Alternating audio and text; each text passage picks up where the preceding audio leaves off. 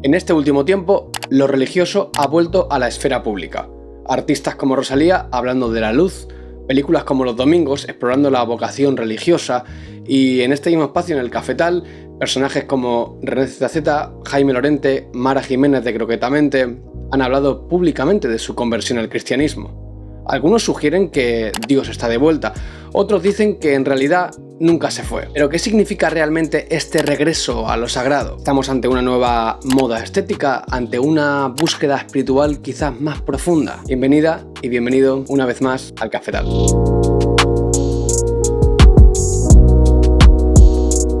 Pues estoy súper feliz hoy porque me siento en esta tertulia como Nick Fury, pero con los dos ojos, porque siento un poco que estoy como convocando a los Avengers, la verdad.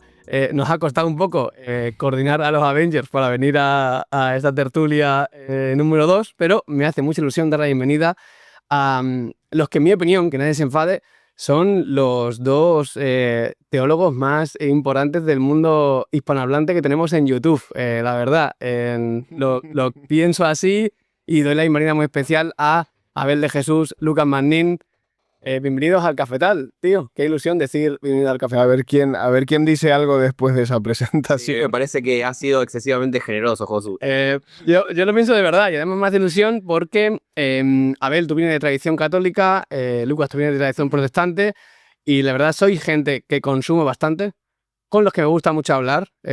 Tengo la suerte de compartir muchos espacios con Lucas al vivir en Málaga, pero a ti, Abel, tú puedes dar fe de que te mando de vez en cuando audios para tirarte alguna pregunta o para conversar o para decir, acabo de verme tu último vídeo sobre la corredención de María. ¿Qué pasa con esto que dijo Ratzinger, no? Es que ese me lo tienes por conectar todavía. Por cierto, aprovecho para tirarte Sí, bueno, el beef. tengo demasiado WhatsApp por contestar. ¿Qué tal, cómo estáis? Oye, bienvenidos. Gracias, Josu. Muy bien, muy bien. Gracias. Abel, un gusto conocerte por acá. También te había visto en redes, pero un gusto encontrarnos en esta tertulia. Un placer, Lucas. Pues nada, os he convocado, como sabéis, para hablar de algo que ahora parece que nos pilla muy de buena onda por el tema de Rosalía, por las películas y demás, pero llevamos hablando de esto hace mucho tiempo, porque sabéis que a mí me venía rondando cosas a la cabeza que tiene que ver con esto del cristianismo cultural, con una nueva ola en el fenómeno político, que quiero que hablemos un poquito sobre todo esto, pero quería empezar preguntándoos a los dos, o sea, ¿cómo explicáis este resurgir de lo sagrado, este resurgir de lo religioso? ¿Cómo pensáis que hemos llegado hasta aquí? Vale. No sé si quieres que empiece alguien. En libertad. Alfabéticamente, Abel, sos el primero. Vale, y el primero en morir. Bueno, a mí lo que esa pregunta es buenísima y nos la hemos preguntado muchas veces, hemos intentado, no sé, intentar responderla de distintas. Pero lo que pasa es que es un fenómeno tan complejo como cualquier fenómeno sociológico, ¿no? Siempre son complejos. Yo no sé muy bien cómo atajarlo. Prefiero empezar por la vía negativa. O sea, todas las explicaciones que hablan simplemente de marketing, ¿sabes? Como de que no, que esto es un postureo ahora para que es la alternancia del mercado, que va de un lado a otro para mover el producto, para que la gente siga consumiendo, para despertar el consumo. A mí todas esas explicaciones de verdad que me resultan no solo insatisfactorias, sino inútiles, porque es que no dan para explicar la profundidad de un hecho como que la gente vuelva a la iglesia, me explico, entonces no me sirve. Y después me da la sensación de que vamos un poquito en contra del evangelio, ¿no? Porque cuando vemos gente que se acerca de nuevo, o gente alejada, ¿no? Y no se nos pone el modo oveja perdida, o no se nos pone el modo padre misericordioso, o no, y entonces estamos más por el lado del hermano de la parábola, que mira con sospecha al hermano que vuelve, es como, y este que a mí nunca me has hecho una fiesta, y ahora este que se ha gastado todo. Si hacemos una lectura social de la parábola del hijo pródigo, es que también, o sea, no podemos caer en la postura del hermano que se quedó en casa. Tampoco podemos caer en la parábola de la cizaña, ¿no? Pues lo cortamos todo. Como seguramente hay algo de marketing, lo rechazamos todo y a tomar por saco. O sea, bueno, pero es que ya nos alertó de esto el Señor cuando dice, no arrancáis la cizaña porque os lleváis también el trigo. Entonces dejadlo crecer junto. Pues eso. Ahora, si me preguntas por factores que yo creo que eso que posibilitan esto, bueno, yo qué sé, por un lado, el hartazgo de unos modelos antropológicos que dices tú, tronco, esto no le satisface a nadie. Ahora, y fíjate que en algunos lugares todavía quieren echarle la culpa a los curas y a la iglesia de insatisfacción sexual, del abuso, de la represión, de la no sé qué. Digo, tronco, que estos chavales no han visto un cura en su vida, que la fe no ha estado sobre el tablero cultural por demasiadas décadas ya. Entonces, el aumento de casos de depresión, de suicidio, de ansiedad, no lo puedes achacar ya a la iglesia, ¿sabes? Sino que más bien al contrario, se está viendo en la espiritualidad, en la iglesia, o incluso me atrevo a decir desde mi propia tradición, ¿no? En la liturgia solemne, la sacralidad, el concepto de templo, se está viendo ahí una cierta escapatoria a un cierto desasosiego social, a un cierto desasosiego colectivo que viene por una visión no secularizada, sino secularista, relativista, individualista, y una visión de la sexualidad muy amorfa, muy disuelta, muy líquida, muy poliamorosa, que no está funcionando. Y no está funcionando especialmente en aquellos que se incorporan, como decirlo, a la vida afectiva, ¿no? Y que ya se dan cuenta que no están buscando irse de botellón, no sé qué. Bueno, estos son tendencias muy suaves a nivel sociológico, ¿eh? Porque eso habría que hablarlo después, no es un cambio de la noche al día. Pero están viendo que eso ya no les vale. Yo empezaría por ahí. Creo que hay más factores, ¿eh? O sea, yo me puedo encarrilar y seguir hablando, pero creo que ese es el principal. Gracias, Abel. Me parece muy interesante. Lucas, ¿cómo lo ves tú y cómo explicarías sí, el estado de la cuestión? Sí. A mí me parece un fenómeno interesantísimo y que hace tiempo también vengo pensando y dándole vuelta.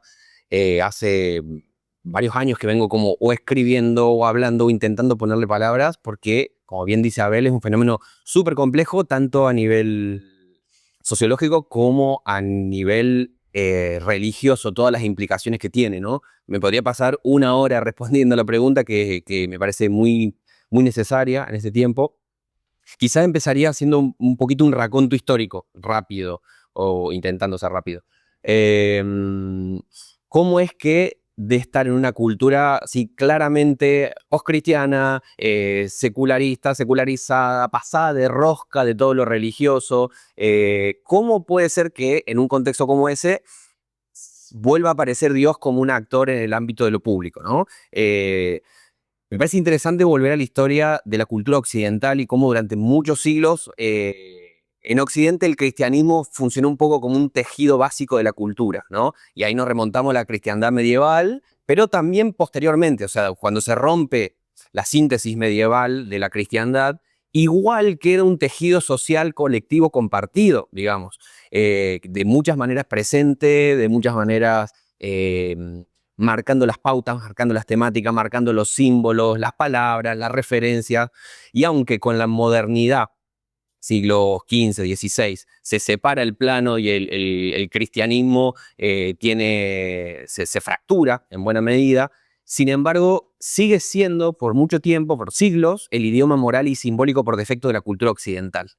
El tema es que con la exacerbación del modelo moderno, y sobre este tema puedo hablar también bastante porque es un tema que me gusta mucho,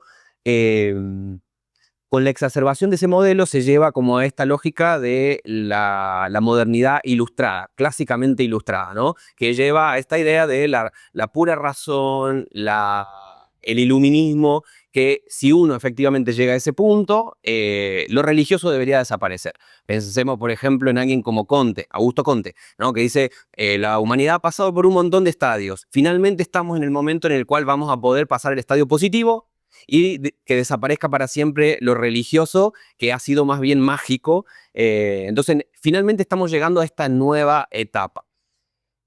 Esa fue la promesa, al menos, del modelo moderno. Y aunque es cierto que hoy en día esa cristiandad sociológica o ese modelo, esa síntesis medieval ya no existe como tal, sin embargo, los siglos de cristianismo siguen estando presentes de muchas maneras, a veces como un postcristianismo crítico, es decir, yo me río de mi padre, me río de mi abuelo, pero soy hijo de ellos. ¿Sí? Uno puede plantar desde ese lugar, o lo que estamos viendo ahora es una especie de postcristianismo nostálgico, ¿no? Como recuerdo todo eso, eran buenos tiempos, y uy, qué lindo cuando compartíamos la mesa todos juntos, el mundo parecía un poco más sencillo, ¿no? Y durante varias décadas, como decía Abel recién, el cristianismo fue pensado como una especie de herencia pesada que la gente quería sacarse de encima, ¿no? Finalmente rompamos con esto, cortemos con esto, el cristianismo no tiene mucho positivo para agregarnos, pero de pronto pareciera que el péndulo se está empezando a mover más desde la pesada herencia que me quiero sacar de encima hacia una lógica de, ok, estos son mis padres culturales, esta es mi herencia cultural, y por más que hicieron un poco de cosas mal, como cualquier padre, de todo modo es mi historia familiar. Es el lugar de donde vengo, es el pasado compartido, ¿no?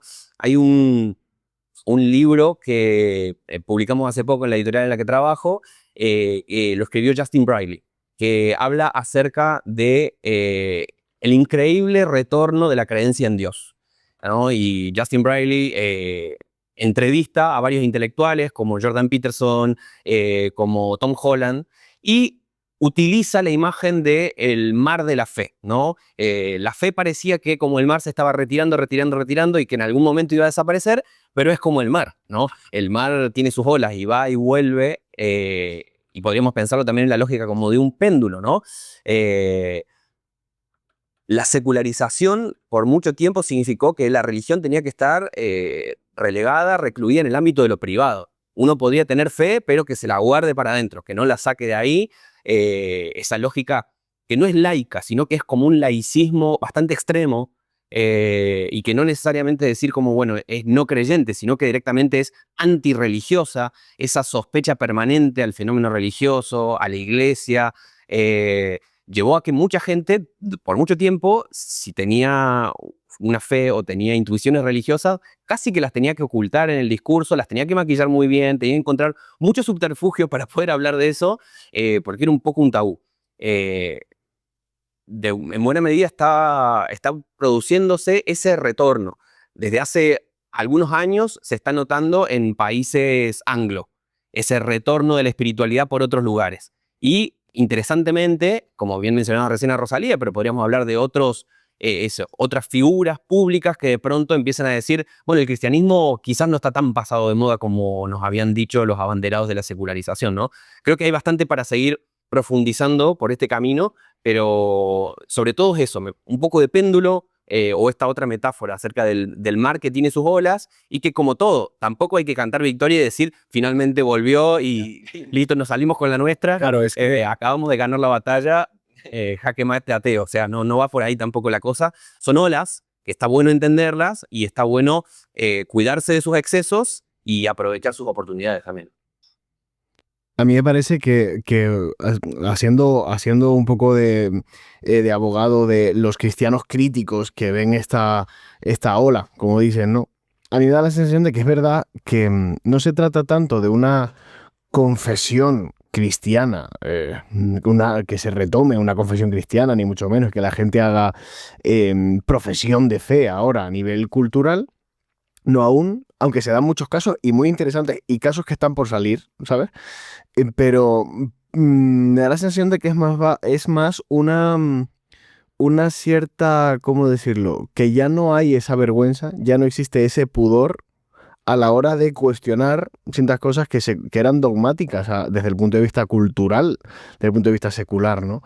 Algunos dogmas asociados al feminismo o algunos dogmas asociados a la perspectiva de género, a ese activismo social, a la cultura que se llama woke, ¿no? Todo eso que hasta ahora era muy difícil de entrar, ese lugar era muy difícil de entrar en la apologética, o sea, no era fácil que tú cuestionaras, no solo que lo cuestiones, sino bueno, que entres a dialogar con eso sin caer en un estigma social. Ahora, aunque ese estigma social se sigue dando, de hecho, se sigue dando en una parte de la sociedad, no existe ese miedo a ser estigmatizado por un cuestionamiento del paradigma predominante, desde el punto de vista ético, desde el punto de vista cultural, ¿no? Desde el punto de vista antropológico en general. Entonces sí que encuentras a gente tipo Rosalía, ¿no? Pero está dando mucho en la cultura norteamericana, ¿no? ¿Cómo se llama la actriz esta? La de los pantalones jeans, ¿no? Sweeney, ¿cómo se llama, tío? Estoy tan... Sí, estoy tan poco puesto que sí, pero que he visto un poco ahora, ¿no? Como le intentaron cuestionar el hecho de que hablara de los genes de una manera, ¿no? Entonces ella puso una cara que se ha convertido en una especie de meme de, mira, te voy a poner esta cara cada vez que intentes desafiar de alguna manera con el terror inquisitorial de tus dogmas seculares mi propia comprensión de la existencia. O sea, déjate ya, ¿no? Y entonces llega Rosalía y te dice, pero no, más que una confesión de fe, me parece una falta de pudor a la hora de expresar las cosas. Una falta de pudor y ya está. Y si tienes que hablar de Dios... Claro, porque tenemos un factor a nuestro favor que es la ignorancia. O sea, la ignorancia sobre la fe, que ya viene de muchos años. O sea, ya es que no van a la iglesia los abuelos de los chavales que están ahora incorporándose a la sociedad. Me quiero decir que ya llevamos casi 2 generaciones enteras de gente que ya no ha tenido una catequesis profunda. Entonces, la ignorancia elimina prejuicios también. Y la ausencia de prejuicios elimina el rechazo inicial que puede generar. Entonces, los jóvenes, creo que un factor a tener en cuenta es que ven la iglesia o bien como algo punk, ¿sabes? Como, ostras, pasarse de la raya, ¿no? El concepto de tradwife, que es políticamente incorrecto, que es llamativo, que es muy... Joder, es que dinamitas desde el fondo todo lo que se ha intentado, ¿no? Por un lado es o punk o exótico, ¿no? Rosalía no es tanto punk, creo yo, sino más lo exótico, o sea, la fe como algo misterioso, como algo que te engolosina la imaginación solo meter, no, el concepto de tabernáculo, el concepto de templo, el concepto de, no, las fuentes de la tradición.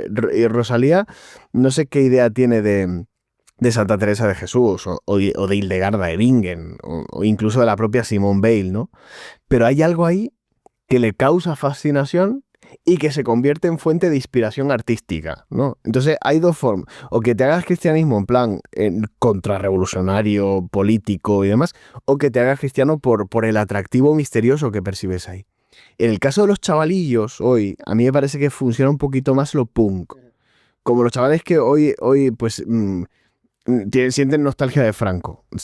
Honestamente, no creo que sientan nostalgia de Franco porque nadie puede sentir nostalgia de algo que desconoce y que nunca ha vivido, que es el caso. Tú a los chavales le preguntas por Franco y no te saben decir.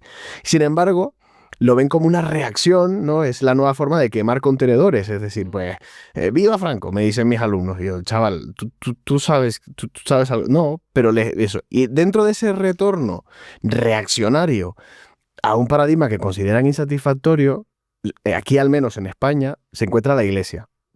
Y la Iglesia que está al mismo nivel que la patria, que el retorno a la masculinidad, que la defensa de la familia tradicional, que está a ese nivel. No es que sea una búsqueda genuinamente espiritual, aunque de hecho se están dando muchísimo con la tontería.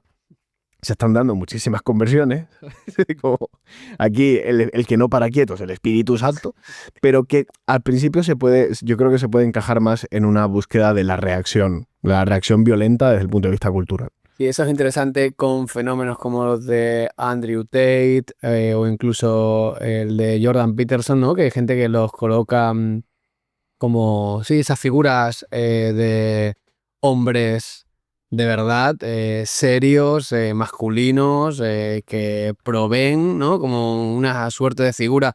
Me hacía mucha gracia cuando hablé con René, que cuando él hablaba de Jordan Peterson, él decía o sea, es mi padre, ¿no? Él decía, yo no tuve una figura paterna y para mí Peterson se convierte en mi padre, pero no es algo anecdótico en el caso de René, creo que es como que ha sido una cosa que he encontrado bastantes testimonios así en redes de gente hablando de Jordan Peterson o del mismísimo Hollados, ¿no? De repente es alguien que te dice, échale huevos a la vida, ¿no? Entonces tú dices, o sea, que sí, que creo que hay algo de reactivo. Y luego me hacía gracia, Lucas, cómo lo definías tú con eso de ilustrado, porque yo por lo menos en mi etapa de universidad estudiando ingeniería habría hablado de él como ese ateísmo cientificista en el que yo recuerdo, no sé si tú, Abel, fue parecido para ti, pero cuando nosotros queríamos hacer algo como cristianos en la universidad, o sea, no había esa sensación de decir, chicos, cada uno en su aula, no, era la sensación de, en la universidad no se habla de religión. ni hablar, ¿no? Y estamos hablando de los años... Yo no fui a la pública porque estudié teología en la concertada. Claro. Pero vamos. Por la universidad pública Sí, era o sea, una cosa que ni hablar de ello, ¿no? Y es cierto también lo que tú apuntabas, Abel, que es interesante, que no toda la gente con la que vengo hablando son gente que se ha convertido de manera reciente, sino que lo mismo son gente que estaba escondida o que había vivido cosas, pero no se sentía libre de decirlo. Y tú lo decías, Abel, ahí me escribe mucha gente por privado que vienen de diferentes contextos, incluso de mucha influencia, que digo, cuando todo el mundo que tiene algún tipo de experiencia de fe decida hacerlo público, la gente se va a sorprender, igual que se sorprendieron con Jaime Lorente y con muchos otros, porque sí que hay gente que ha vivido cosas, pero creo que nos encontramos en un momento en el que era, como diga algo de Dios, me van a cancelar mis contratos publicitarios, me van a echar abajo de mi fuente de ingresos, me van a quitar de estas posibles películas, ha habido ese tipo de cosas. Entonces, bueno, o sea, creo que vamos a hablar más de esto en los próximos minutos, pero ya que planteabais de una manera más o menos velada esos posibles peligros o esas posibles oportunidades en este tiempo, quería preguntaros directamente, quizás por la primera, ¿cuáles son los peligros que veis de esta ola? Por usar la metáfora que usabas tú, ¿no, Lucas? Si tenemos esta ola que viene nueva, que nos trae este nuevo despertar, o esta nueva moda, o esta nueva estética, o esta nueva llamada punky, lo que sea que ven, ¿cuáles son los peligros que veis? Y si quieres empiezo contigo ahora, Lucas, por no matar a Abel 2 veces seguidas. Vale, creo que hay mucho para seguir escarbando en todo esto que estamos diciendo, porque se cruzan todos estos fenómenos de la dimensión estética, por ejemplo, que no hemos abordado, las implicaciones estéticas de todo esto.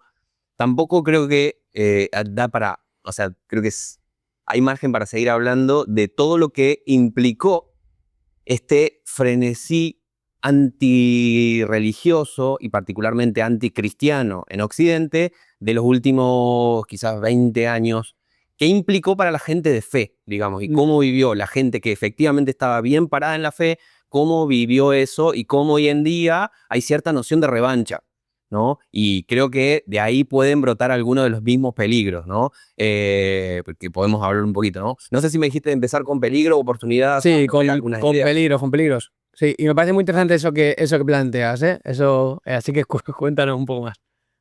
Vale. A ver, durante ese frenesí, ¿no? Ese momento donde el péndulo definitivamente estaba del otro lado, creo que mucha gente de fe tuvo una profunda sensación de avasallamiento, ¿no? Hubo un periodo de militancia atea muy agresiva, ¿no? Todo este nuevo ateísmo, con todo lo que implicó figuras como Dawkins y demás, que no hacen más que reproducir el sueño de la modernidad ilustrada o del cientificismo ateo que viene de larga data, pero fue como una nueva encarnación en el siglo XXI. Y de pronto eso que estábamos hablando, ¿no? En los medios, en la academia, en los círculos artísticos, en los memes que andaban dando vueltas, el cristianismo constantemente se veía como una especie de caricatura, ¿no? Como algo que atrasa, como algo que oprime, como algo muy conectado con la ignorancia. Y esa forma de percibir las cosas era vista como cool. O sea, y así es un poco como la moda. De pronto es cool tener cierto tipo de zapatillas y de pronto esas zapatillas que hace 10 años eran lo mejor que viene en el mundo, hoy en día como lo vestí y decís, uy, qué cringe usar esto, ¿no? Bueno, hoy esa noción de lo cool, de cómo se veía el cristianismo como algo que atrasa, como la versión cool del discurso, ya pasó un poco, ¿no? Pasó un poco esta noción hegemónica de que había ciertos discursos, ciertas perspectivas, ciertos personajes que en bloque, parecía al menos que estaban en bloque, pero uno después empieza a penetrar en esos discursos y se da cuenta de que hay muchos matices en el medio. Pero a lo lejos al menos parecía que en bloque estaban abogando por esta visión típica del cristianismo que veía lo religioso y particularmente la tradición cristiana, la fe cristiana, como algo muy inferior y como algo muy despectivo, ¿no? El tema es que esa perspectiva y esa construcción de sentido, como cualquier hegemonía, diría Gramsci y después Angenot, se está peleando con otras hegemonías que constantemente intentan desplazarla. Constantemente están en esa puja, ¿no? Entonces, para que una hegemonía se pueda perpetuar en el tiempo, necesita llevar a cumplimiento sus promesas. Y todas estas promesas que hizo este bloque de sentido que durante unas décadas dominó el discurso público, no la llevó tanto a cumplimiento. Claro. Entonces vemos un aumento brutal de la falta de sentido, un aumento brutal de la noción de quién soy en el mundo. Me dijeron que mi identidad se construía con esto, con esto, con esto. Fui por ahí y no construí mucho. Sigo estando perdido acerca de quién soy, de dónde vengo, hacia dónde voy. Y todo esto exacerbado por la falta de oportunidades dentro de las sociedades postindustrializadas, postcapitalistas, que lleva a que las personas se sientan bastante como un número, se sientan como muy desterritorializadas, se sientan sin anclas de apoyo, sin lugar de pertenencia. Entonces, después de este auge hegemónico del discurso de quizás los primeros 20 años del siglo pasado, de este siglo, perdón, quizás la pandemia hizo un tipping point, o sea, un punto de quiebre, y el péndulo se movió un poco a esta noción de, estamos muy solos. No sé muy bien quién soy. No sé muy bien dónde estoy parado. Y quedó un poco en evidencia las falencias que tenía este discurso que quería cancelar lo religioso. Entonces, la noción de la pregunta es, ¿Dios existe o no existe? Se pasó a otro tipo de preguntas. ¿Se puede sostener la humanidad sin un sentido de lo divino? ¿Podemos hablar de moral? ¿Podemos hablar del sentido de la vida, de la dignidad humana, sacando lo espiritual, sacando la pregunta de lo divino? Entonces ahí empezaron un montón de intelectuales a traer esta importancia estructural de la narrativa cristiana para dar sentido a todo eso, ¿no? Entonces, y aterrizando un poquito, perdón por el prólogo, aterrizando un poquito hablando de los peligros. Habiendo hecho todo este recorrido, creo que un peligro importante de todo esto es generar una especie de autoengaño eclesial, que tiene que ver un poco con esta noción de, ok, ahora es nuestro momento, este es el momento de la revancha de Dios, ahora venimos nosotros y venimos a instaurar el cristianismo de siempre, ¿no? Creo que eso puede llevarnos a un peligro muy complejo como creyentes, y estoy parando bien desde ese lugar para hablar, que termine confundiendo lo que es visibilidad simbólica con seguimiento específico del Evangelio, seguimiento de Cristo, ¿no? Una visibilidad simbólica de que hay una serie de figuras, de discursos, de símbolos que aparecen, que de pronto un político tiene un discurso aparentemente cristiano, que de pronto aparecen cruces haciendo cosas en lugares, que de pronto suenan canciones con imaginería cristiana en la radio. Esa visibilidad simbólica del cristianismo, por un lado, que no es necesariamente la fidelidad real que tiene que ver con el discipulado, con el seguimiento de Jesús, con una vida de justicia, de misericordia, de paz, de dominio propio, insuflada por el Espíritu de Dios, ¿no? Entonces, creo que el primer peligro del que hablaría, y hay varios, tiene que ver con esta noción de leer este momento, el que se haya cambiado la narrativa, que la hegemonía se haya dado vuelta, como una especie de victoria, ¿no? Entonces, como mirar con una especie de superioridad, como decir, mira, este está volviendo a Dios. Recién Abel lo mencionado un poquito, ¿no? Estar viendo la realidad con los ojos del hermano mayor de la parábola del hijo pródigo, ¿no? Estar entendiendo de que todo esto en realidad me legitima desde mi lugar, y quizás a lo mejor ni siquiera hay un hijo pródigo volviendo. A lo mejor es una marca cristiana intentando disputar ciertas hegemonías y ciertas estructuras de poder detrás de todo esto, queriendo sacar cierto partido de incorporar todos estos símbolos. A lo mejor pueden ser, como digo, políticos, a lo mejor pueden ser marcas, a lo mejor pueden ser figuras o discursos estéticos.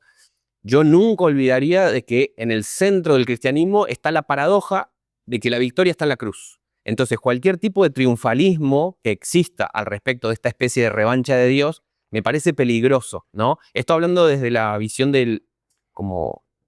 parado desde el lugar de la teología y de la fe cristiana, de la vida de los creyentes que están viendo todo esto y se están viendo un poco sobrepasados. Después hay varios otros matices y efectos a nivel más sociológico, quizás.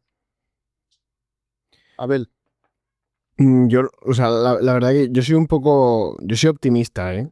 O sea, yo no creo, o sea, personalmente veo con buenos ojos todo esto. Quiero decir, me da la sensación de que las últimas décadas ha habido una financiación de unas ciertas ideas, ¿no? Unas ciertas ideas que han sido muy rentables y han generado un dinamismo muy beneficioso para unos pocos. A mí me da la sensación de que esto es una vuelta a la verdad del ser humano. ¿Vale? No me parece que sea una cosa financiada, estructurada, deseada por...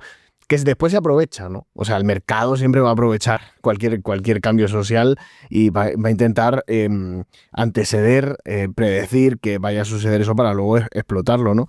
Pero a mí me da la sensación de que precisamente se está dando un despertar de algo que es propio del ser humano, que es la trascendencia. Es decir, el momento tú puedes tapar la trascendencia, pero no por muchas décadas, y no a todo el mundo, y no todo el rato, ¿vale? Porque el ser humano, desde el despertar del Homo sapiens sapiens, ha sido un ser religioso, o espiritual, o trascendente, o ha dirigido la mirada a lo sobrenatural, ¿vale? Desde las primeras manifestaciones que conservamos, donde están los primeros ídolos, las primeras manifestaciones artísticas, el despertar de la conciencia humana, de la autoconciencia, es concomitante a la idea de la trascendencia y a la idea de Dios, digamos, de alguna manera, ¿vale? Vamos a llamarlo así.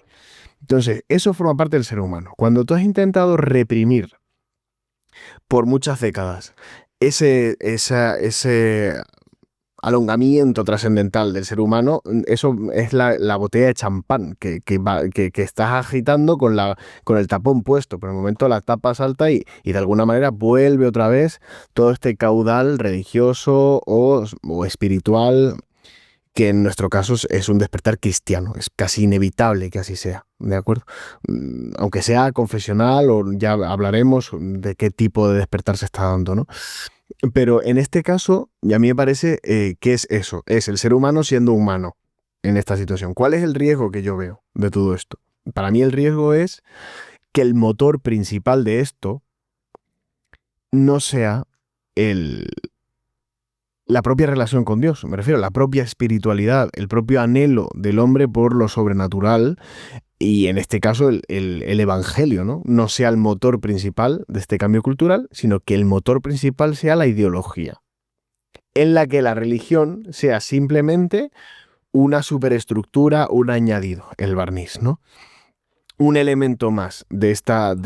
Entonces, si eso sucede, sería un drama muy grande para nosotros, ¿no? Porque si el motor principal es el neoestoicismo de Yados, más el retorno a la masculinidad por la masculinidad, pues estamos perdidos, porque entonces si se interpreta la dogmática, si se interpreta la pertenencia a la iglesia, si se interpreta la familia cristiana, si se interpreta el evangelio en clave estoica, eso no va a ser el evangelio, eso va a ser otra cosa, ¿no? Incluso puede considerarse una perversión del evangelio. El problema último que yo veo es que esa perversión se asocie con la iglesia. Entonces, la cultura ve a la iglesia a través de el cristianismo de Yados, por ejemplo, y que todas estas legiones de chavales que están en búsqueda de una legítima búsqueda de su masculinidad, al trastocar el orden, ¿no? Y entonces el evangelio no sea más que un argumento a favor de esa tesis, ¿no? Que es que yo tengo que redescubrir mi masculinidad, dejarme de sentimentalismo, dejarme de una ética de los cuidados, alejarme todo lo posible de la afectividad entendida en un sentido femenino. Entonces, entonces estamos perdidos, ¿no? Porque entonces... Y si interpretas la dogmática con esto, caemos en visiones profundamente fundamentalistas. Y aparece de forma renovada el fundamentalismo religioso a partir de el motor de la masculinidad o de la productividad o del liberalismo. Me refiero a las doctrinas libertarias en cuanto tal. Si lo primero es eso, si lo primero es la patria y luego el evangelio, eh, eso puede dar facilísimamente lugar a perversiones que a mí me va a costar muchísimo trabajo. Incluso desde el punto de vista laboral, es una broma, ¿no? No, pero... Pero ahí, oye, el evangelio no es esto, es lo otro, tal. Bueno, nos dará de comer, pero nos llevaremos muchísimos palos. O sea, sentí que...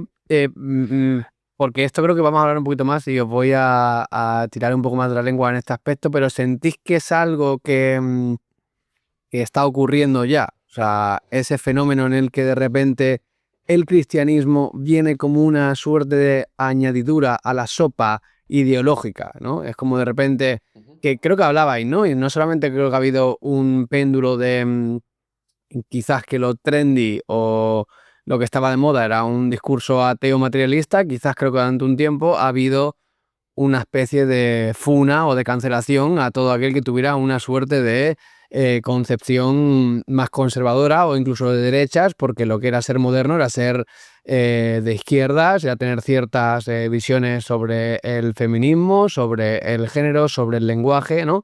Y de repente, sí, a mí me gusta mucho, a veces hablo esto con Lucas, ¿no? De que el adolescente por naturaleza tiene que oponerse, y yo como buen adolescente me opuse y fui el más radical de todos los radicales cuando nació Podemos, me subí al carro a muerte, a fuego, y entiendo perfectamente cuando veo a los chavales con 15 años que se suben al carro de hacer chistes machistas porque entienden que eso es lo ultra transgresor, y decir viva Franco porque entienden que eso es lo ser supermoderno, transgresor, y fíjate qué duro que soy, ¿eh? No como tú que sigues repitiendo el modelo de no sé qué de la ministra, ¿no?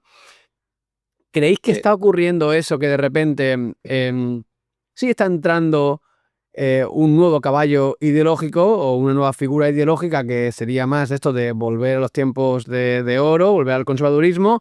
Y chicos, no olvidéis que el cristianismo es parte de esta sopa, ¿no? Entonces, como de repente introducirla. Si eso está ocurriendo, también quiero que me comentéis un poquito, sí, peligros de esto. Sí. Sí, creo que como para seguir por esa línea, que se conecta con lo que decía también Abelu recién, a mí me preocupan mucho los caballos de Troya.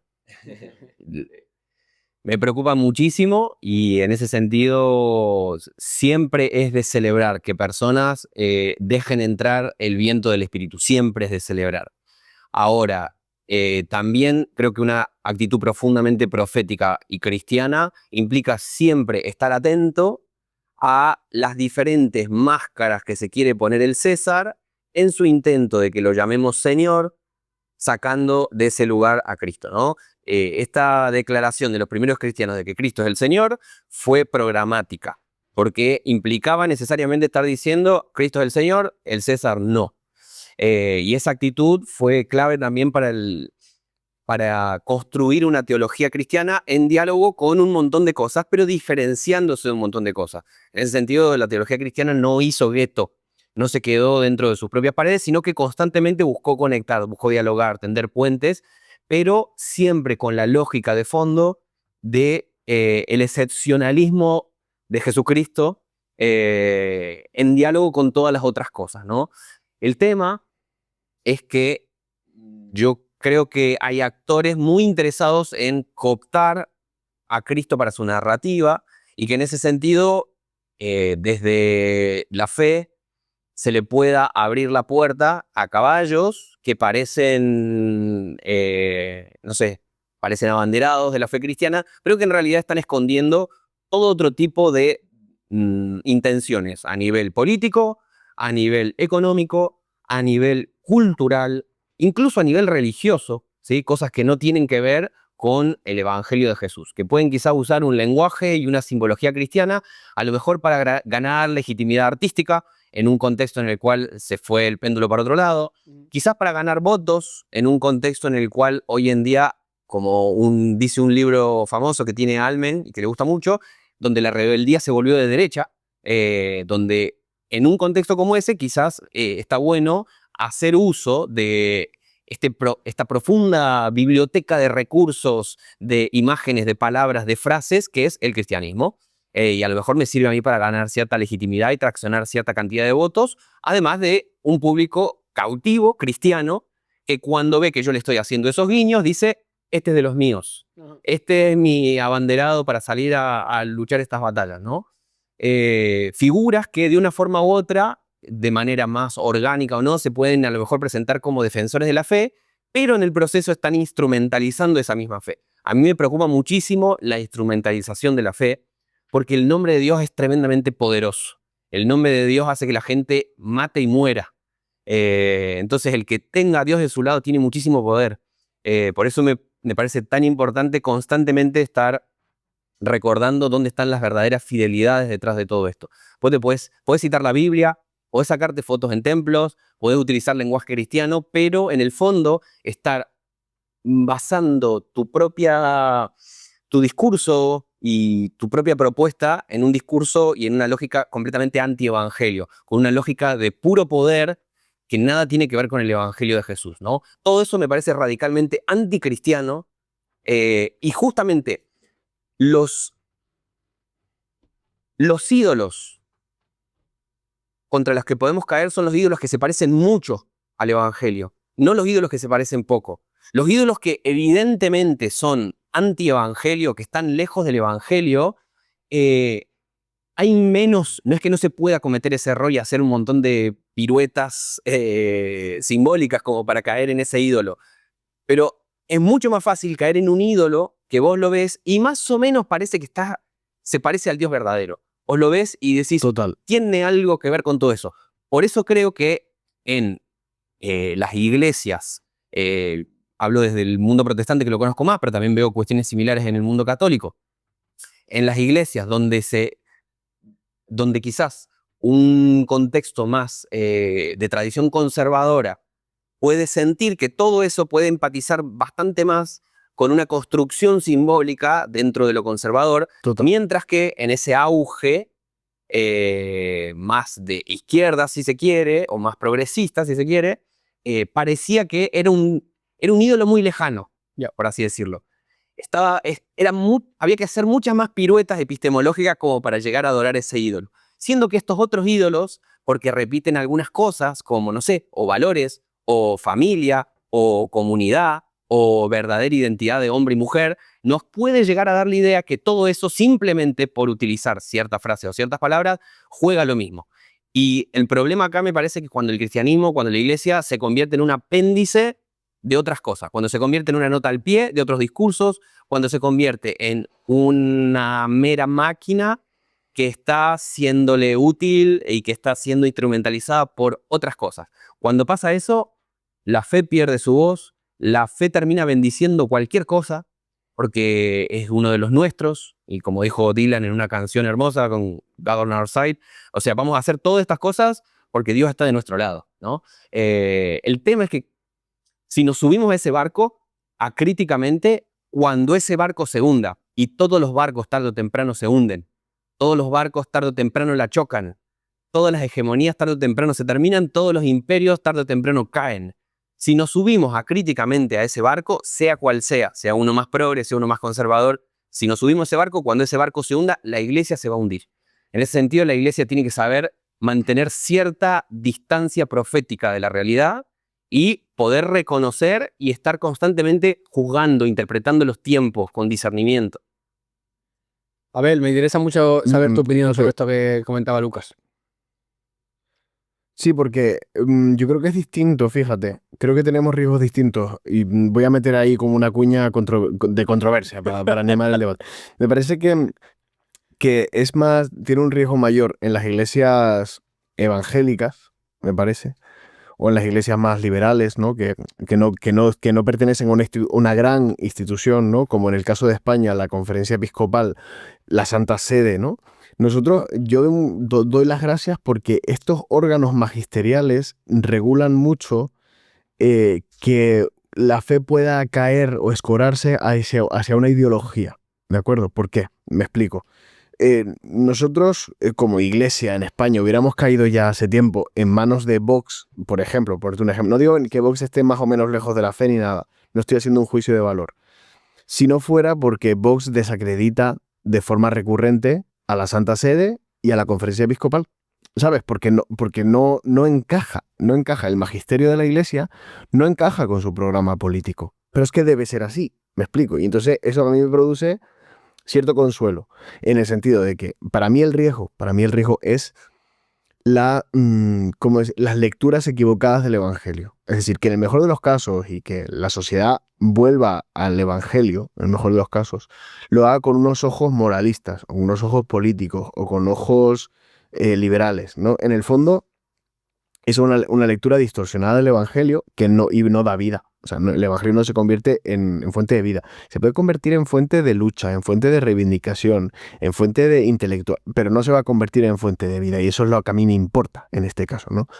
Ejemplos de cómo no se pueden apropiar los partidos políticos aquí en España de la ideología católica, no pueden, porque quieren convertirla en ideología para usarla, pero no se puede, es porque no hay una concomitancia, no hay una identidad. Por ejemplo, partidos conservadores, ¿no? Como Vox, la defensa de la familia tradicional que hace a la Iglesia le viene muy bien, ¿no? Pero no le viene tan bien la defensa de la migración que hace la doctrina social de la Iglesia. No le viene nada bien. Entonces no se puede casar con la Iglesia, digamos. No puede, porque es que hay principios que no son compatibles. Pasa lo mismo, para rebajar un poco el tono, por parte de la izquierda, ¿no? O sea, cuando Yolanda Díaz, cuando partidos de izquierda, grandes referentes dentro del periodismo también, intentan a rejuntarse al Papa, a la Santa Sede o a algún obispo, lo que sea, pues le termina por salir mal porque a lo mejor el tema de la ecología, que es algo a lo que la Santa Sede le ha dado mucha importancia, ¿no? Ilustrando esto del pecado ecológico, por ejemplo, le viene muy bien, pero luego los alegatos radicales que hace la Santa Sede en contra del aborto o que hace la Conferencia Episcopal en contra del aborto, le viene muy mal, le viene fatal. Entonces no tienen serios problemas para apropiarse de lo cristiano. ¿Me explico? Y entonces es más complicado. Tienen que salirse de lo católico primero para luego poder apropiarse de lo cristiano, ¿no? Como ha hecho algún otro político, ¿no? Que es, me salgo de lo católico, y no sé si se puede nombrar Puedes político. tomar lo que tú quieras. Después, si veo que está muy mal, te pongo un pitido y que la gente deduzca. Lo- no, digo que me pasa que yo no soy excesivamente crítico con la figura de Javier Milei ni nada, ¿eh? O sea, no lo soy. Pero al mismo tiempo me da la sensación de que le ha venido muy bien a Milei distanciarse de lo cristiano un poco. No sé si ya no se sabe lo que es, ¿no? Pero y está más en el judaísmo. Entonces hay como una especie de indeterminación confesional por su parte, sin yo ser un experto en esto, que viene muy bien, porque si tú eres muy confesional, te pillas los dedos desde el punto de vista político, ¿sabes? Porque nunca, no es asible el depósito de la fe para tu programa político. Entonces, en el momento que te desvinculas, te viene muchísimo mejor. Y ese es el riesgo para mí. La utilización instrumental, ¿no? Es una redundancia. La instrumentación del evangelio desde el punto de vista político, moral o económico para, por ejemplo, te pongo un ejemplo ahora mismo, o sea, se ha sobredimensionado hasta niveles absurdos el pasaje de Jesús violento levantando las mesas de los mercaderes del templo. ¿Pero por qué?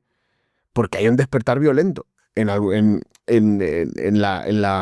frente al paradigma sensible, empático, psicologista que predominaba desde el punto de vista de la fe hace 10 años. ¿Sabes? Todo esto de la misericordia, del amor, no sé qué. Pues no, Jesucristo violento. Y ahora se predica a Jesucristo violento, ¿no? Digo, pero esta sobredimensión de un solo pasaje del Evangelio, que además es tardío, que además está, no corresponde a una correcta hermenéutica bíblica. Pero ¿cuál es el problema? Que de nuevo se está instrumentalizando el Evangelio. O sea, en este caso, los dos sí que pensáis que está ocurriendo este fenómeno de una suerte de instrumentalización de la fe para fines políticos, ideológicos. Yo creo que sí. Sí. O sea, eso en el mar de un montón de otras cosas, como que también haya gente que efectivamente esté conectando con la fe cristiana desde un lugar genuino. Eso también está pasando. Que la gente esté queriendo recuperar algo del lore del cristianismo porque le pareció interesante y porque de pronto empieza a ser como una cuestión exótica. Todo eso está entremezclado, pero que hay factores económicos, políticos y culturales queriendo ganar una pulseada a base de incorporar toda esta base electoral y todo este discurso y esta historia, definitivamente para mí está pasando. No es que no haya pasado antes, pero con otras formas y utilizando otro tipo de cosas, pero en un contexto en el cual los ídolos pueden parecerse un poco más a un Dios verdadero, me parece que el nivel de discernimiento tiene que estar un poco más afinado. A lo mejor en otros contextos era más fácil decir, esto está raro, esto no nos pertenece o está lejano. Ya, ¿qué te parece, Lucas, eso que decía Abel, sin ánimo de polemizar, de que quizá este fenómeno es más, no sé, quizás las comunidades protestantes o evangélicas son más sensibles a que le metan el gato por liebre, como diríamos en España, que quizás las comunidades católicas? A lo mejor en algún sentido puede ser así, y no quiero polemizar de ninguna manera, no es una chapa para esto, pero a lo mejor puede ser así. No obstante, la historia española y argentina tiene mucho para decir acerca de la unión carnal iglesia. Total, lo iba a Así decir. que Claro, pero se tiene que convertir, es como toda la nación se tiene que hacer católica, ¿no? Para poder manipular, incluyendo los obispos, ¿no? O sea, cuando sucede es mucho más grave, es mucho más grave, pero quizá tenemos menos riesgo, no lo sé, que lo he dicho un poco por decir, pero sí que... Fíjate una cosa muy interesante y es el retorno a la hispanidad, ¿no? La lucha contra la leyenda negra implica también una lectura rosa también de la Iglesia Católica, de la Inquisición y de tal, porque necesitamos como para retornar a ese orgullo hispano, también depurar los prejuicios que hay a nivel histórico con respecto a la Iglesia en la colonización o en el descubrimiento de América, ¿no? sí. Y creo que hay otro factor que se toca un poco con esto, pero ahora a lo mejor no en la relación con América, sino con la relación con Oriente, de todo lo que serían la disputa entre religiones, en particular con el Islam, y como la noción de que de pronto, si queremos preservar nuestro estilo de vida, eso implica que haya cierto tipo de incorporación en una religión que nos una un poco a todos, aunque no necesariamente la practiquemos, pero abanderarnos, por así decirlo, porque hay una sensación que desde otro lado se están abanderando desde ese lugar, para no traer ni siquiera sobre la mesa una cuestión más geopolítica y traer a China a la discusión y a la India, no como otros actores que también están dentro de todos los ecos que estamos escuchando. Entonces, definitivamente es polisémica la cosa, tiene muchas aristas, tiene muchos matices.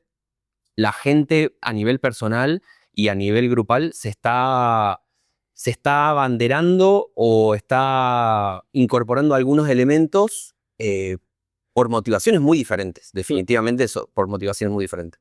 En teoría quería ver con vosotros peligros y después oportunidades, pero como ya nos hemos metido en un poco jaleo de un tema que para mí era importante tratar, voy a ir aquí y después, si queréis, saltamos a esta otra cosa que quería ver de oportunidades, que tiene que ver con esto del cristianismo cultural, de esa posible incluso batalla de Occidente que decías, Lucas, ahora, porque me resultó curioso que este mismo Richard Dawkins, que cuando yo estaba estudiando en Inglaterra era el caballero y el teniente principal de decirle a la gente, o sea, hay que combatir el cristianismo, no nos quedemos con nada de esto, ¿no? Un poquito ahí nietzscheano de hay que eliminarlo todo. De repente, recuerdo haberlo visto hace poco con Alex O'Connor, el youtuber, decir algo así del estilo... Sí. La batalla principal ahora es contra el Islam, entonces dice él, o sea, creo que el cristianismo no es verdad, pero de repente los valores cristianos los necesitamos. Y dije, o sea, what the heck, ¿qué ha ocurrido con este señor, no? Y qué está planteando, y quería preguntaros un poquito sobre esto, ¿no? Porque ahí de repente parece que Richard Dawkins está diciendo, creo que el cristianismo es falso, que el cristianismo no es importante, pero hay una movida aquí que es el cristianismo cultural, que eso sí que lo quiero, y lo quiero sobre todo porque entiendo que estoy combatiendo contra otro jinete que me viene, que es muy poderoso, y o nos juntamos, ¿no? O volvemos a repetir lo de la batalla de Jerusalén, eso de la película que ahora vuelve a ser un meme en redes, de la película esta del Reino de los Cielos, ahí con el emperador con la lepra levantando la mano. O sea, que no sé si la habéis visto los dos, la vi hace unos días porque no paraban de salirme reels en Instagram, un poco rollo de recuperemos Jerusalén, y digo, tengo que volver a resetear el algoritmo. Contadme un poco, ¿qué pensáis de esto del cristianismo cultural? Que tiene mucha relación con la batalla cultural, entonces ya os voy lanzando cosas porque para mí este tema es importante y quiero escucharos, en definitiva. Hay una cosa como que da un poquito así como de rabia en el estómago, como, o sea, nada une más a dos personas que tener un enemigo común. Y yo creo que Occidente ha estado en luchas internas todo el rato, en plan, porque en el fondo, o sea, nosotros tenemos más en común con el ateísmo que con el islam. Porque el ateísmo es una herejía cristiana. Tienes que tener el presupuesto del concepto del teísmo, ¿no? De un Dios personal, trascendente, no es un panteísmo, no es un politeísmo, y para poder negarlo. Y luego lo niegas bajo los presupuestos del cristianismo, ¿no?